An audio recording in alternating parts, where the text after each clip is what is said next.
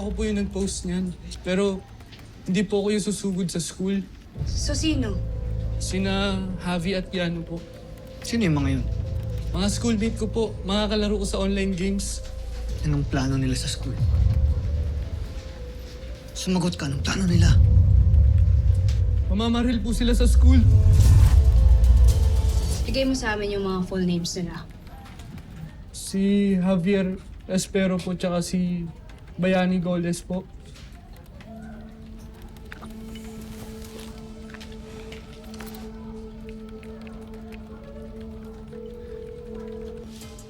Excuse na po.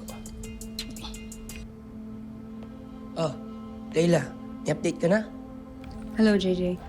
We've got names, so listen up. Javier Espero at Bayani Goles. And according kay Miko, they're gonna do a mass shooting sa school. Thank you. Kilala ko si Javi at si Same year sila ni Miko, pero sa ibang section. Kilala ko yung teacher nila. Sandali, tatawagin ko. Ano, Isa? Kailangan ng backup. Ako tatawag ng pulis. Oo, Dad. Last month po, may nakalaro po kami. Graduate daw po siya ng St. Damian. Ito ka sa likod. Oo, patay ka na. On the way, pre. Ayun, isa oh. Ayun, patay isa. Push mo yan. Sige, push ko. Nice one. Dito lang sa likod mo. Patay isa. Sige. Patay dalawa. Uy, namatay ako. Ilan? Uy. Pre. Si Kuya hindi nag-message.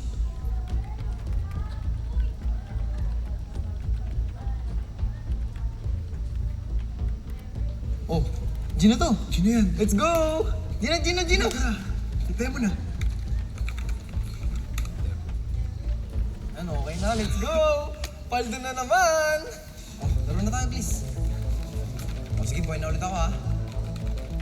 Pushing na ako. Gusto mo ka mag-smoke? Sa umpisa po, harmless prank lang po yun. Maglagay ng bubble gum sa upuan ng guard, maghagis ng palakas sa girl CR. Simula sa biro hanggang sa naging seryoso at nakakasakit na. Opo, hanggang sa magnakaw sila ng cellphone ng teacher, manggulpe ng schoolmate nang walang nakakakita. Doon na po ako mayaw. Pero sina Javi, tinuloy pa rin po nila.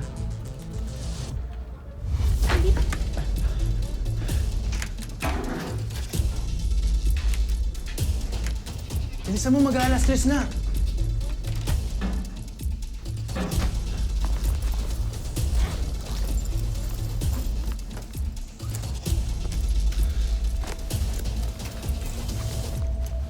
Astig nito!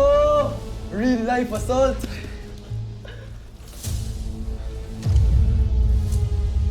Lagi tayo nahihiyari ng school. Sila naman makakatikim ngayon. Bloodbath to, tol. Tara.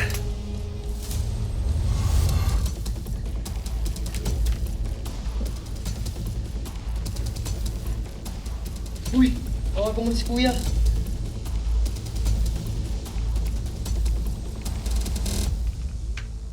Yo, what's up?